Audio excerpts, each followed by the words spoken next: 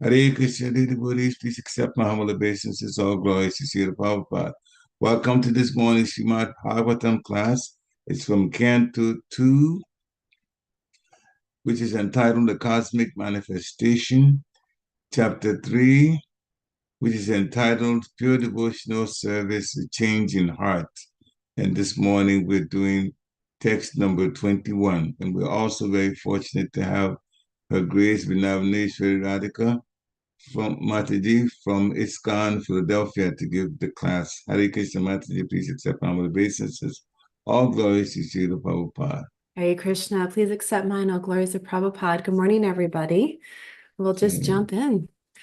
Jai. Jaya Radha Madhava Kunja Bihari Jai Gopi Jana Vallabha Giridhari Yashodanandana Braja Jana Ranjana Jamuna Tira Vanachari Jaya Radha Madhava Kunjabi Hari Jaya Gopi Jana Vallabha Giridhari Yashodanandana Braja Jana Ranjana Jamuna Tira Vanachari Jaya Radha Madhava Kunjabi Hari Jai Gopi Jana Vallabha Giridhari Yashodanandana Braja Jana Ranjana Jamuna Tira Vanachari Hare Krishna Krishna Krishna Hare Hare Hare Rama Rama Rama Hare Hare Hare Krishna Krishna Krishna Hare Hare Hare Rama Rama Rama Hare Hare Jayam Vishnupad Paramahamsa Parivrajikacharya Astacharya Sata His Divine Grace A.C. Bhaktivedanta Swami Srila Prabhupada Ki Jai Jayam Vishnupad Paramahamsa Parivrajikacharya Astacharya Sata His Divine Grace Srila Bhaktisiddhanta Saraswati Thakur Ki Jai Anantakota Vaishnava Vrinda Ki Jai Namacharya Srila Haridas Thakur Ki Jai Prem Sikaho Sri Krishna Chaitanya Prabhu Nityananda Sri Advaita Gadara Shivasati Gaur Bhaktivinoda Ki Jai Radha Krishna Gopi Gopinath Shamakan Radhakan Gitter Govardhan Ki Jai Mayapur Ki Jai Vrindam Dam Ki Jai Jamuna Devi Ki Jai Ganga Devi Ki Jai Tulsi Devi Ki Jai Transcendental Book Distribution Ki Jai ISKCON Harrisburg Ki Jai Samabeda Bhaktivinoda Ki Jai Gaur Premanande All glories the assembled devotees Hare Krishna All glories the assembled devotees Hare Krishna All glories the assembled devotees Hare Krishna All glories to Shri Guru and Shri Gauranga Hare Hare Bol Namo Namo Vishvadaya Krishna Prasaya Bhutale Srimati Bhaktivedanta Swaminati Namane Namaste Saraswati Devi Gauravani Pracharane Nirvishesha Shunyavadi Pashya Tadesha Tarane Om Namo Bhagavate Vasudevaya Om Namo Bhagavate Vasudevaya Om Namo Bhagavate Vasudevaya Om Namo Bhagavate Vasudevaya Om Namo Bhagavate Vasudevaya Om Namo Bhagavate Vasudevaya Narayana Namaskritha Naram Chaiva Narottama Devam Sarasvatim Vyasam Jatodayam Adirayat Nastaprayashu Bhadreshu Nityam Bhagavata Sevaya Bhagavati Uttama Shloki Bhaktir Bhavati Naishtaki. So here we are Friday morning. We are reading from the third chapter in the second canto, verse 21. So I'll repeat it. And then we can take turns. Paraparam patakaritya justam api utamangam nananam mukundam Savo karo no kurute saparyam. Hare lasat kanchana kankanuva. Bara parampata karita justam. Api utamangam nagnaman mukundam. Savo karuno kurute saparyam. Hare lasat kanchana kankanuva. Para param patap kirita justam. Api utamangam nanamang mukundam. Sava kurau no kurute sarpayam. Hare lasat kanchana kankanova. Anyone else like to chant? Parampata kirita justam apyutamangam naname mukundam Shabakarono kurute saparyam harila satkanchana kankanova. Hare Hare Krishna. Anyone else like to chant? Bara parampata kirita justam hapit utaman gamna naman mukandam savakaro no kuruto saparyam aralashat kanchanya kankanova. Hare Krishna. Anyone else? भारपरं पट्टकिरीटजुष्टम् अपि उत्तमाङ्गं ननमे मुकुन्दं शवोकरो न कुरुते सपर्यां हरेर्लसत्काञ्चन कङ्कणो वा हरे Krishna Hare Krishna. Anyone else? Okay. We will do word for word. Baraha, a great burden. Param, heavy. Pata, silk. Kirita, turban. Justam, dressed with. Api, even. Uttama, upper. Angam, parts of the body. Na, never. Namet, bow down. Mukundam, Lord Krishna, the deliverer. Shaval, dead bodies. Karau, hands. No, do not. Kurute, do. Saprayam, worshipping. Hare, of the personality of Godhead. Lasat, glittering. Kanchana, made of gold. Kankanao, bangles. Va, even though. Translation and purport by His Divine Grace A.C. Bhaktivedanta Swami Srila Prabhupada Ki Jai. The upper portion of the body, though crowned with a silk turban, is only a heavy burden if not bowed down before the personality of Godhead who can award mukti, freedom. And the hands, though decorated with glittering bangles, are like those of a dead man if not engaged in the service of the personality of Godhead Hari. Purport. As stated hereinbefore, there are three kinds of devotees of the Lord. The first-class devotee does not at all see anyone who is not in the service of the Lord, but the second-class devotee makes distinctions between devotees and non-devotees. The second-class devotees are therefore meant for preaching work, and as referred to in the above verse, they must loudly preach the glories of the Lord. The second-class devotee accepts disciples from the section of third-class devotees or non-devotees. Sometimes the first-class devotees also comes down to the category of the second-class devotee for preaching work. But the common man who is expected to become at least a third-class devotee is advised herein to visit the temple of the Lord and bow down before the deity, even though he may be a very rich man, or even a king with a silk turban or crown. The Lord is the Lord of everyone, including great kings and emperors, and men who are rich in the estimation of mundane people must therefore make it a point to visit the temple of Lord Sri Krishna and regularly bow down before the deity. The Lord in the temple in the worshipable form is never to be considered to be made of stone or wood, for the Lord in his Archa carnation, as the deity in the temple, shows immense favor to the fallen souls by his auspicious presence. By the hearing process, as mentioned herein before, this realization of the presence of the Lord in the temple is made possible. As such, the first process in the routine work of devotional service, hearing, is the essential point.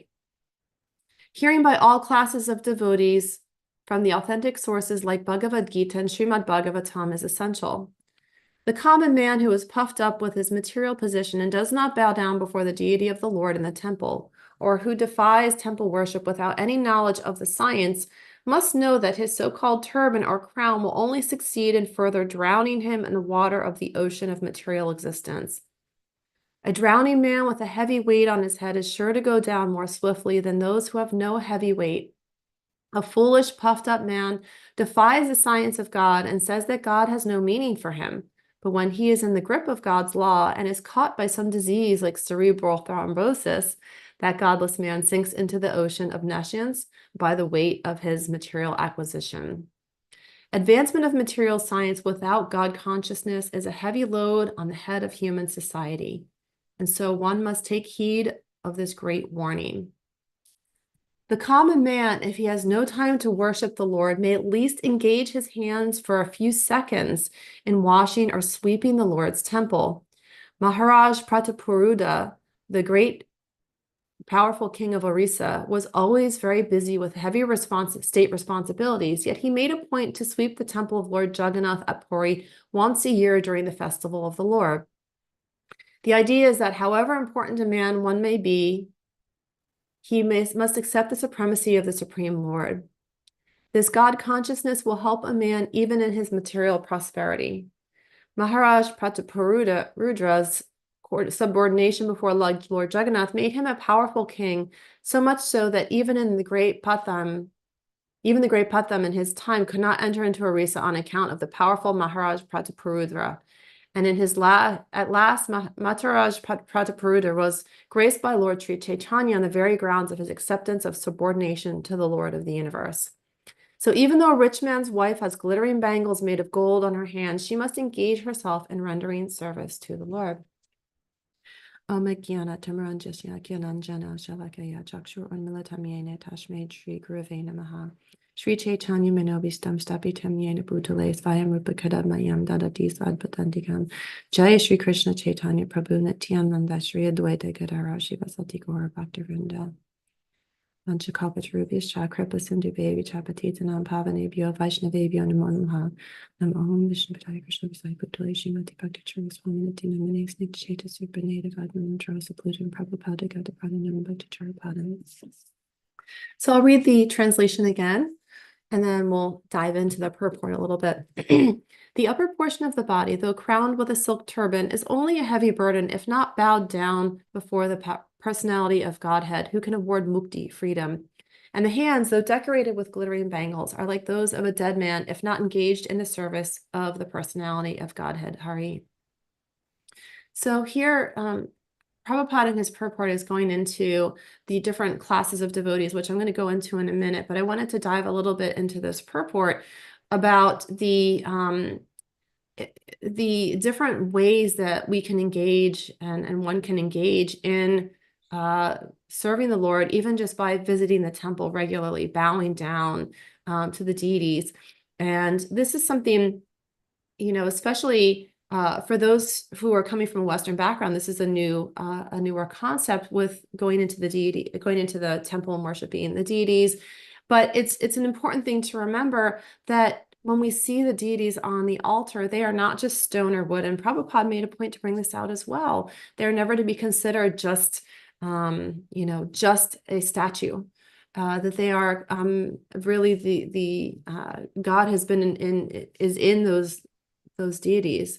So there's a whole process for bringing the Lord into the deity form in the temple. So by being present there in the temple and worshiping at the lotus feet of the deity, we are worshiping the lotus feet of the Lord. And you hear so many different stories, especially with pujaris who serve directly on the altar, of different miracles and events that happen that are very mystical as a result of their service to the Lord. So we know that God is very much present in those deities on the altar. So being able to take that form is a gift, because he's giving us the ability to see with our eyes something we wouldn't normally be able to see.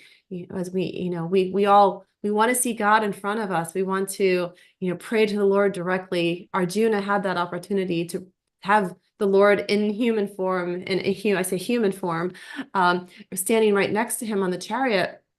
And so he could have a very intimate conversation with him.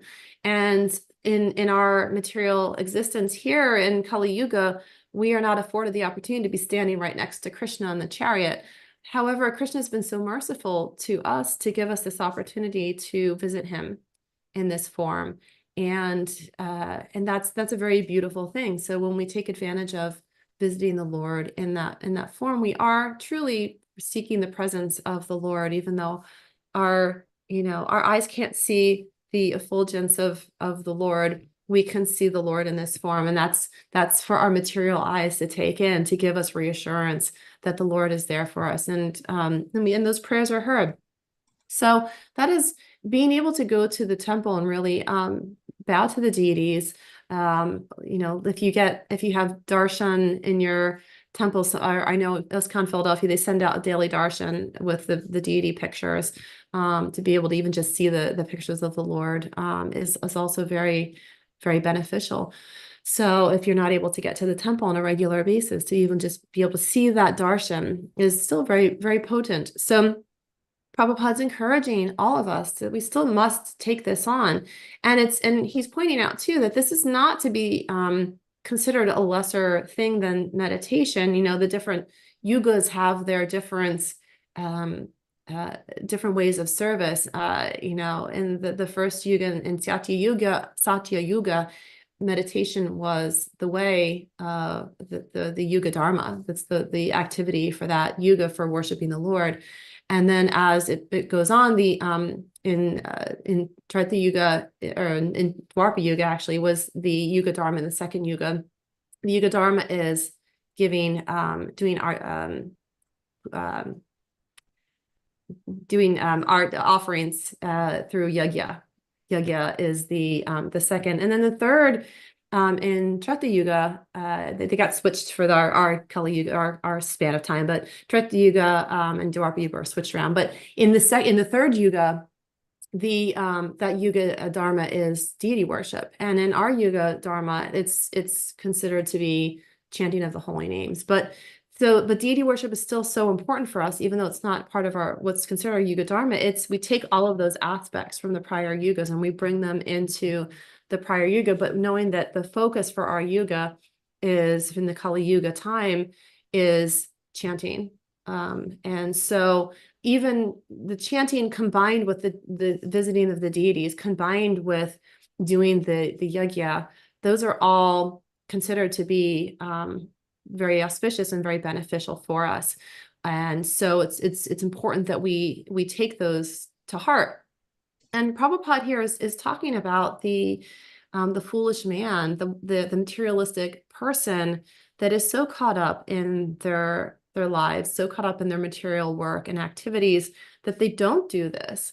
He likens them to a drowning man, because he's saying that the turban, and one can even say the turban, the crown, but if we think about the brain and how much, is kind of like a turban of the head. It's, sometimes we get so puffed up in our own logic and thinking and intellectualizing everything. We may think that just the common intellectual pursuits will provide gain in our lives, but that can also drown us. The turban of speculative knowledge, of material knowledge. It's not that it's bad, but if that's all we rely on in our lives, then it will drown us, because the pursuit of material knowledge is endless. We're going to be constantly chasing something down. And if we rely too heavily on chasing down that material knowledge, we will be filling our head so much with all of these things that are only going to get us so far in the material world, and it becomes a weight in our brain.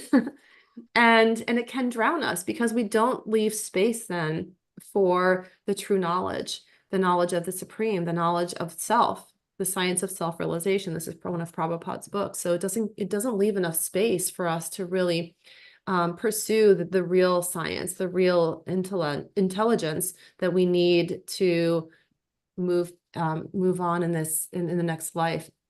And so Prabhupada, again, like I said, he likens that to a drowning man, that one who focuses so much on that will sink.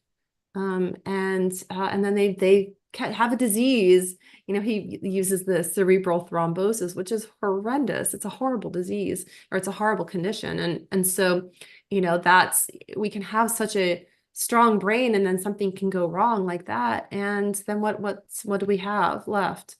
Right. So all of that energy put into the material intelligence really, in this example, gets this person, doesn't get them far. And then they don't have the true intelligence of the soul that will really advance them.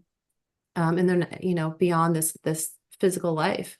And so he's saying, and I love, he gives this example of Maharaj Prataparudra, that he, even just once a year, he was a king, he had heavy state responsibilities, but even just once a year, he came and swept the temple, and he bowed to the lotus feet of Lord Jagannath. And so even just once a year, he received that benediction of the sweeping of the temple. He received that mercy, and he lowered himself. Now, that is an example of a great king, of a more elevated king, but we can also take into heart that even just that one small activity was giving him some benefit. So if we multiply that to every month sweeping the temple floor, or every week or every month going to the temple, and every month we do book distribution or something, that think about all of the benefit that we're getting from those activities, and it multiplies. So the more that we are doing these activities, and we're doing them for the benefit of the Lord, the thing that's important to remember is that we have to go into this wanting to serve the Lord, not because we want the benefit of it, right? Because then that's kind of a little bit self-serving. So we may start off that way. We might start off wanting the benefit for ourselves. And then over time, through the Lord's mercy, we may start to become purified and find that the service that we're doing it because we want the benefit to go to the Lord. And that's when things start to shift. And so with that, I want to talk a little bit about something Prabhupada touched on in the beginning of this purport, which is the different classes of devotees.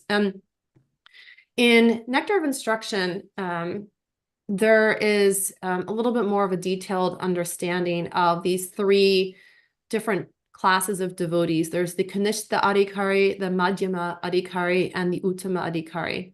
And you may be familiar with these terms to some degree or another, maybe some more than others. But these are really, Srila Rupa Goswami really carefully outlined these three levels of devotees, so that we could kind of understand our own progress and stages. And it's not to be a belittling label. It's more for our own internal understanding of where we are sitting in our own devotional service. And it gives us an idea of progression. But in the purport of, this is from Nectar of Instruction, text 5, just in case you wanted to go reference this. In the purport, Prabhupada talks about how these different classes of devotees or types of devotees are broken out. And I'm going to just read a little bit, just because it's said best through Prabhupada's words. I'll read a little bit of these different classes of devotees, and then go into another verse that ties into this. So the Kanishta Adhikari is a neophyte who has received the Harinam initiation from the spiritual master and is trying to chant the holy name of Krishna. One should respect such a person within his mind as a Kanishta Vaishnava. A Madhyama Adhikari has received spiritual initiation from the spiritual master and has been fully engaged by him in the transcendental loving service of the Lord. The Madhyama Adhikari should be considered to be situated midway in devotional service. The Uttama Adhikari, or highest devotee, is one who is very advanced in devotional service. An Uttama Adhikari is not interested in blaspheming others. His heart is completely clean, and he has attained the realized state of unalloyed Krishna consciousness. According to Srila Rupa Goswami, the association and service of such a Mahabhagavat, or perfect Vaishnava, are most desirable. One should not remain a Kanishta Adhikari, one who is situated in the lowest platform of devotional service and is interested only in worshiping the deity in the temple. Such a devotee is described in the 11th canto of Srimad Bhagavatam 11:247. Archanam eva haraye pujam ya shradayate natad bhakte su kanyesu sabhakta prakta smrita. And this is translated to a person who is very faithfully engaged in the worship of the deity in the temple, but does not know how to behave toward devotees or people in general is called a prakrita bhakta or kanishta adhikari. So I'm going to pause here for a minute, just so we can start to get a clear understanding of the kanishta adhikari. So the kanishta adhikari comes in, they're interested in devotional service, so that's good, right? The kanishta adhikari is coming in, and there's probably a lot of work to be done in the kanishta adhikari, and I'd say that that stage of kanishta adhikari is one in which we are still improving ourselves. We're improving our mind. We're improving our heart. We're improving our devotional service, and it's not at all a pure state. But it's with the intention of moving toward that purer form of bhakti. And so, but the kanishta adhikari, one of the important facets of being a kanishta adhikari is it's really important to really self-evaluate to say, am I truly progressing toward the madhyama adhikari? And the madhyama adhikari is described here. So now we know that the kanishta adhikari is one they are interested in bhakti. They've taken that step, maybe received initiation. They are worshiping the deity in the temple. They're trying to do devotional service. They are still there's still maybe a little bit of prajalpa happening where they're just kind of material talking about other devotees. The Vaishnava aparad might be happening here. And so this is really a cleansing state of this stage. And this is where even like Namabas is where we're just cleansing. We're trying to get ourselves clear for chanting the holy name. And so this is the state. So the Madhyama adhikari, and Prabhupada says here, one therefore has to raise himself from the position of kanishta adhikari to the platform of Madhyama adhikari. The Madhyama adhikari is described in Srimad Bhagavatam 11:246 in this way. Ishvare tad ahineshu balisye su dvishatu cha prema maitri kripopkesha ya karoti sa madhyama. And the translation is, the Madhyama adhikari is a devotee who worships the Supreme Personality of Godhead as the highest object of love, makes friends with the Lord's devotees, is merciful to the ignorant, and avoids those who are envious by nature. So this is the next stage, right? So the kanishta wants to be looking toward the Madhyama adhikari, not with envy, not with any kind of jealousy, but in an aspirational space of, okay, I know I'm here. I know that I'm not super clear in my heart. I know that I am making offenses while I'm chanting. I know that I am I'm still kind of interested in the material talk, or like a little bit snipey behind people's backs, and I want to work on that. And that's where I want to be. Is I want to be at that Madhyama adhikari stage, which is a little closer to the perfection, a little closer. We're moving in that stage.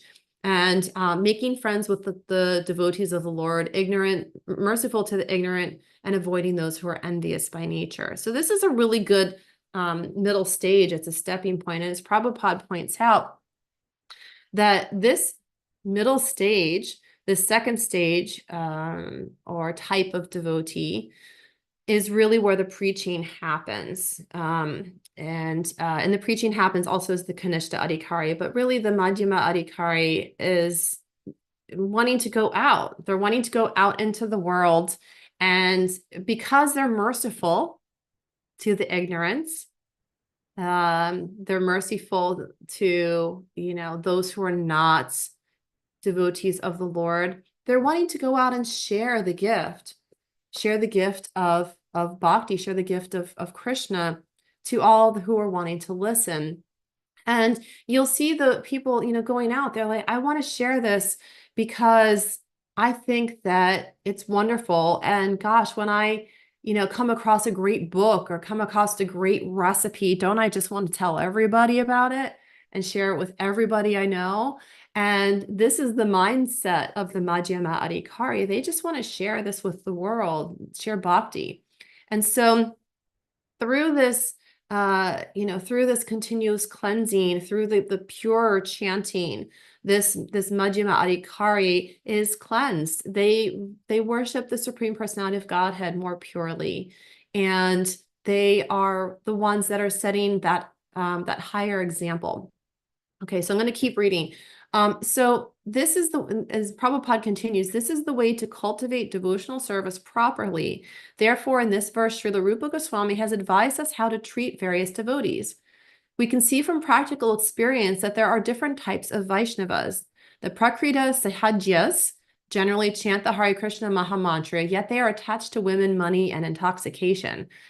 So although such persons may chant the holy name of the Lord, they are not yet properly purified. Such people should be respected within one's mind, but their association should be avoided. Those who are innocent but simply carried away by bad association should be shown favor if they are eager to receive proper instructions from pure devotees. But those neophyte devotees who are actually initiated by the bona fide spiritual master and are seriously engaged in carrying out the orders of the spiritual master should be offered respectful obeisances. So here Prabhupada is helping us get a little bit more clarification even so. So the Prakrita Sahajas, right? These are the ones that are chanting, but they're still making a lot of offenses. And their focus is still, they might be chanting the holy names of the Lord, but they're still looking out here, right? They're looking at the material energies while they're chanting. It's a very mindless chanting. It's that nam aparad, really, where they're making a lot of offenses with the holy name. They're chanting for the sake of chanting, for the sake of culture, or for the sake of maybe hoping that will wash away all their karma from their activities. And in Catholic Church, right? You have those, and even in Christianity, you might have those people that they're the Sunday morning the Sunday morning people. They sin all week and they come on Sundays hoping it'll absolve them. They sin all week and they go to the priest and hope for their confessional on Saturday or Sunday will free them from all of the sins they've committed. And that's not really how it works, but it's a stage, right? It's definitely a stage, and it's even acknowledged here in Bhakti that it is a stage. However, as Prabhupada says here, respect them in their mind, but keep a distance. Okay, we don't want to be kind of carried off into that association, as Prabhupada said here. Some innocent people might be carried away by bad association. But if these people who have that association, they recognize that they're not the ones actually there, knowingly committing these sinful activities and then trying to chant it away, but they also are eager to receive proper instruction. And those are the ones that are, the Kanishti Adhikaris that can be brought closer and be brought in to really help understand the true path of knowledge, and to understand that the true, what true association really looks like. And so, and then there's ones that are initiated. So these are the different types of the Kanishtas, those who are initiated, and they're carrying out the orders of their spiritual master. So this comes down to the type of bhakti where Vaidhi bhakti. And this exact sentence here in carrying out the orders of the spiritual master, this is in the Vaidhi bhakti phase, where this bhakti or bhakta or bhaktin they've taken initiation. They're still clearing. They're still in the clearing process, but they're they're following the orders, and they're doing that in a way, enthusiastically, with the goal of increasing their Krishna consciousness. So, so here Prabhupada says that everyone is invited to join this movement, to take prasad and hear about Krishna, right? So he knows, he's saying like, this is, we're not discriminating here. It's for everybody to come in. But he's saying when we see that someone is actually interested in the Krishna consciousness and wants to be initiated, we accept him as a disciple for the chanting of the holy name of the Lord. When a neophyte devotee is actually initiated and engaged in devotional service by the orders of the spiritual master, he should be accepted immediately as a bona fide Vaishnava, and obeisances should be offered to him. Out of many such Vaishnavas, one may be found to be very seriously engaged in the service of the Lord and strictly following all of the regulative principles, chanting the prescribed number of rounds on japa beads, and always thinking of how to expand the Krishna conscious movement. Such a Vaishnava should be accepted as an Uttama Adhikari, a highly advanced devotee, and his association should always be sought. And so here, Prabhupada gives a very clear understanding of that Uttama Adhikari. And so, I just wanted to read that for a moment, just to give a little bit of an understanding of these different classes of devotees. And the classes are not meant to be derogatory. They are meant to give a clear understanding of progression more than anything. And so this progression is to be taken seriously. And one is best when they are looking internally and assessing versus looking externally and assessing others. We can assess whether we want to associate with a person based on certain qualities that they may have. We might see a devotee that we want to associate with because they exhibit very high qualities. They exhibit very Vaishnava-like qualities of, compassion, understanding. They are not talking about people. They are very kind. They follow the instructions of the spiritual master. They are chanting very nicely. They're doing nice service. So we may find devotees that we feel very attracted to spend time with.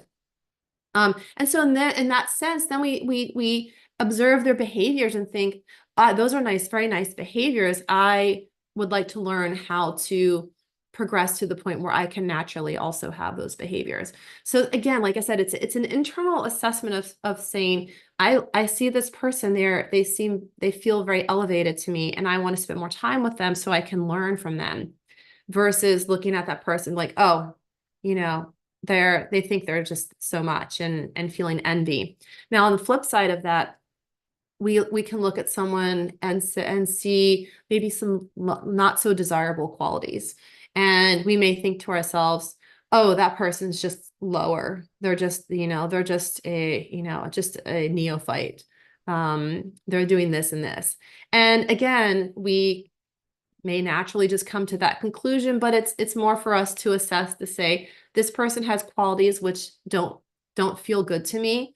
Therefore, I'm going to keep a distance. And this is exactly what this purport's been saying, right? We can decide who we want to associate with. We can decide who helps us feel like we're advancing in our bhakti versus who brings us down, who doesn't help us feel like we're advancing.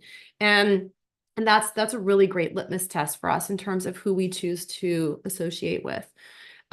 So like I said, as we are in this process of assessing our own internal position and looking externally at devotees around us or at people in general, because someone might be from a different faith. And this is something that I really take to heart, because I really feel strongly about interfaith conversation and developing interfaith dialogue, that someone could be coming from a different faith and very much possess those beautiful qualities of an Uttama Adhikari. They might not be able to recite Bhagavad Gita Shastra, but they might have biblical quotes or quotes from the Quran or some other advanced, some other source of Shastra that is resonating with them, but they have very high qualities. So it's important that we understand that these these qualities, although we're using Sanskrit terms, can be applied not just to Krishna conscious devotees, we call ourselves these devotees, that it can be applied to a wide swath of people who are God conscious. And like I said, so I think it's really important to keep that in mind. And I wanted to wrap up today's class with just reading a verse from Shikshashtakam. And the Shikshashtika prayers are 8 verses that Lord Chaitanya left behind. And he actually didn't leave behind much. All of the other writings were by his disciples and followers. He only left behind just these 8 instructions via the Shikshashtakam prayers. And I have this book called Sri Shikshastika, which I really like because it uses the translations from the Sri Chaitanya Charitamrita in the in the book, and it has purports actually from several different acharyas, including Bhaktisiddhanta Saraswati Thakur. So it's a nice one. You can pick it up. It's actually, I had this when I was visiting Radhadesh.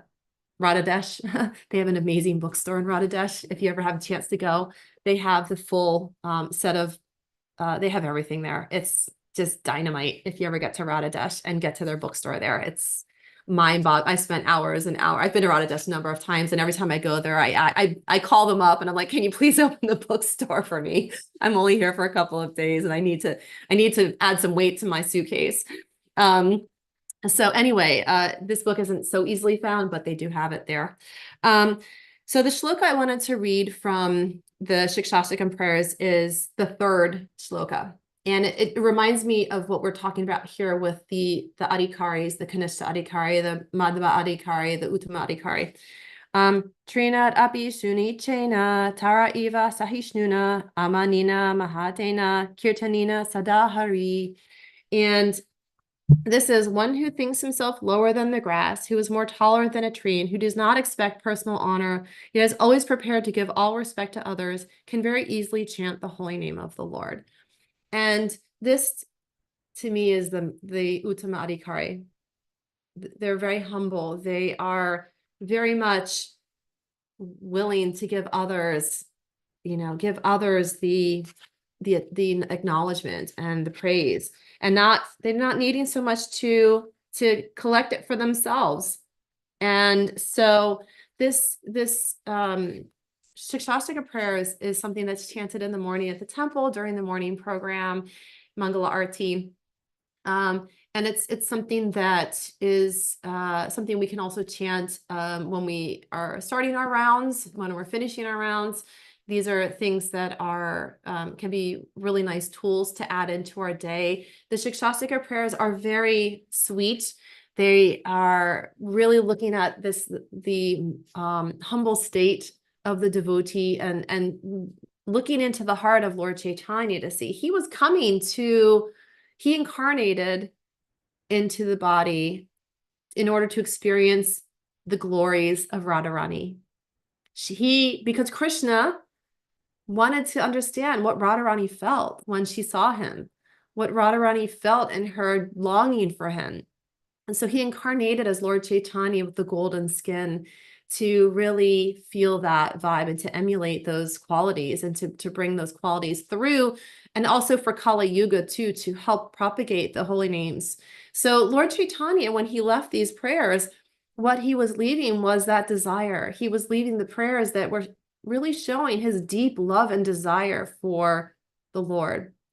And when you read the prayers straight through, you'll really feel that yearning, that pining for that relationship. And so this highest level of devotee is really seeking, more than anything, they're truly seeking that relationship with the Lord, that sambandha gyan, right? The knowledge, that relationship. And so I just wanted to wrap up with that last bit from Shikshashtika prayers. So I'm going to leave a few minutes. We have about 10 minutes left until class. So I'll leave a few minutes for questions, discussion, corrections, and the like. So thank you all. Hare Krishna. Thank you very much, Mataji, for a very nice lecture. And you explained through the Nectar of Instruction and also Bhagavatam 11th Canto about the different classes, the Kanishta, Madhyam, and Uttama. And from what I've heard, we really have to try to get to at least the Madhyam platform. It's an improvement from the Kanishta platform that many of us start at. So thank you very much for just going into some details. And especially when you mentioned one of the takeaways that when you hear this discussion about the different classes, that we should also look at ourselves and kind of figure out where we are at with it, and so we know where we need to go and what things we need to do. So thank you very much for a very nice, very insightful lecture. From the bottom of my heart, I'm saying that's very, very important for us. And also timely for a number of reasons. It's always a timely lecture to talk about classes of devotees. So dear devotees, whatever you have, you want to ask a question, if you want to share some realizations from it or some takeaways, please unmute yourself now and then let's have a nice conversation about this. We get Vrndavanesvari only practically once a month, so take advantage while she's on now. Yeah. Hare Krishna. So it looks like Sarvanga Prabhu. Yeah. Okay, go ahead. So he said, Hare Krishna Mataji, please accept my obeisances, all glories Prabhupada. I have a question. How do I make sure I am engaged in right activities with Uttamakari devotee for my advancement? So make sure I'm engaged in the right activities with an Uttamakari devotee. So if you want to unmute, can you clarify what you're meaning exactly by, are you saying that how do you ensure you're engaged in with that person, that you have an Uttama Adhikari devotee that you're engaged, that you're associating with, and you want to make sure that the activities with that devotee are improving your devotional life? Is that the question? Yes, Mataji. So I know I am engaging or I am associating with good devotees, or I am engaging with the devotees, reducing my uh, association with the materialistic people and engage, taking association of the devotees. But how do I make sure that I see. I'm not like just because I have heard, even if I am staying in the temple, but if I'm not engaged in devotional service, like basically it means that uh, just staying at the temple is beneficial, but more than that, what activities I am doing over there will also be one of the driving factors in my advancement. Right. Similarly, I am associating with the devotees, but while associating with the devotees, how to make sure that okay, now these are the things that I am doing good things, so that they are driving me even in my advancement like that. Very good. Thank you. That's helpful. Yes. So when we're associating with devotees, there's a lot of positive ways we can associate with devotees. And if we're associating with people that are advanced to us, more advanced than us, certainly asking questions, observing them, serving beside them and receiving their instruction on how to serve whatever activity they're serving in. So if there's a festival and you want to engage in service and have that more advanced devotee show you how to do something, they may be showing you how to make a certain dish, or maybe they're showing you how to decorate the temple room in a certain way, or maybe they're showing you how to give a class. So when we have advanced devotees in our lives, we want to take some instruction from them and learn, and also serve next to them. And then when we have our peers, our devotee friends and peers, hopefully we have a couple of devotee friends that we can speak confidentially to. And this is one of in the, nectar of instruction to be able to share, receive confidentially, give confidentially. And this is an important relationship component with devotees, that we can have one or two people in our life that we can share our hearts and say, this is, I had a really difficult day. I had a tough day at work and I'm struggling. I came home and I was too tired to chant my rounds, and golly, what am I going to do? And, that we can have these heartfelt discussions with one another. But the other thing too is that, in the company of devotees, we want to also be speaking about Srila Prabhupada, speaking about our Guru Maharaj. If we're initiated, we want to be speaking about Shastra, maybe sharing a point. Kirtan is my favorite thing to do. I love getting together and doing kirtan. My Guru Maharaj's appearance day is on Tuesday. So my godbrother and his family and I are getting together, and we're sharing at my house in kirtan, and we're just having a little bit of a remembrance for his appearance. And so we're going to be talking about our Guru Maharaj, and talking about the beautiful things, and remembering him, and sharing our offerings to him. So so those are things that we do, and those are activities that are encouraged. Giving gifts, receiving gifts, giving prasadam, accepting prasadam, speaking confidentially, receiving and hearing confidentially. These are activities that are encouraged with devotees in general, and serving together. So I hope that helps.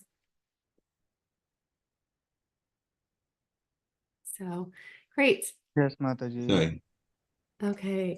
Thank you very much for a Very wonderful nice answer for him. question. Yeah, very nice And question. he is initiated, by the way. Yeah, I He's a figured, yes. So Lokanatha that's Swami disciple. Yeah. wonderful. Yeah. This is his first year of initiation. Yeah. Good. That's why he's concerned about being able to relate. Of course. Yeah. It's very important. Very A important. very important thing. Absolutely. And I think as we move through our devotional lives, we may have been here for 10 years, 20 years, 30 years, but regardless of how long we've been here, the continual question of how can I improve can be a goal. I've only been here for 12 years,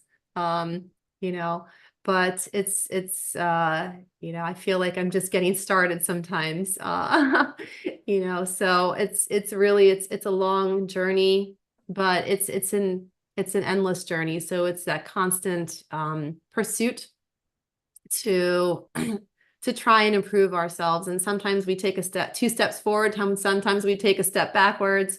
And we just have to keep that enthusiasm for progress in mind, and Krishna will help us. Even when we're feeling like some days we're just taking a step or two backwards, Krishna still kind of catches us. And if we have that continuous desire, Krishna catches us and gives us little nudges to keep us moving in the right direction. So thank you very much. Thank you very much. Wonderful explanation. And you said that you've been in this 12 years, and you still feel like we're at the beginning. I've been in it 30 years, and I still feel like I'm in the beginning. I think, right? Because there's always something to learn. There's always something to learn. I mean, you may share, you may see experiences. If you're in it for more than a decade, 2 decades, 3 decades, then things have happened to other devotees that we've learned from. Things have happened to us that we've learned from. We've been in different situations. Sometimes we move to different places, and all kinds of things happen. You see the flavor of one dham compared to another, all of that. Still, we feel that in our own personal life, we have to go back to the base, the first base sometimes, to learn a few things. My Guru Maharaj says it means like saying that we're rejoining. yeah. Literally, rejoin. Yeah. Rejoining is like starting from the beginning. Yeah, it feels like that sometimes. Yeah. Just going back to basics. Yeah. Going back to basics. Thank you. Yeah. So that realization, sharing that realization. Yeah, great. Any other person that wants to share? All right, great. Well, I have a hard stop at 9, so okay. We're close to it, so if there's nobody, then we can definitely stop. I just wanted to give Yeah, and Sarvanga Prabhu said that my Guru Maharaj instructs us to evaluate oneself every Ekadashi. That's nice. I like that. That's what it's meant for, is it gives a space for digestion, and even any fasting day to me is an opportunity to go deeper in spiritual practice. That's what it's meant for. Mm. So Wonderful, very nice, wonderful. Prabhu. Any final questions? If not, then thank you very much, Vrndavanesvari today, for coming to give a very, very, very nice class. It's an insightful class. That said, we think about it with different levels. We haven't heard the discussion of the different classes of the Buddhists in lectures in a long time, at least here on this. So it was nice to bring it up and both refer to Nectar of Instruction and the Srimad Bhagavatam 11th Canto for that. Hare Krishna. Thank you, devotees. Have a nice, wonderful Krishna conscious weekend. Hare Krishna. Vanchakapatarupischa kripa sindhve evacha patitanam pavanebhyo vaishnavebhyo namo namaha. Shri Prabhupada ki jai. Hare Krishna, everyone. Hare Krishna. Hare Krishna. Hare Krishna. Hare Krishna, Mataji. Hare Krishna, Prabhupada. Hare Krishna.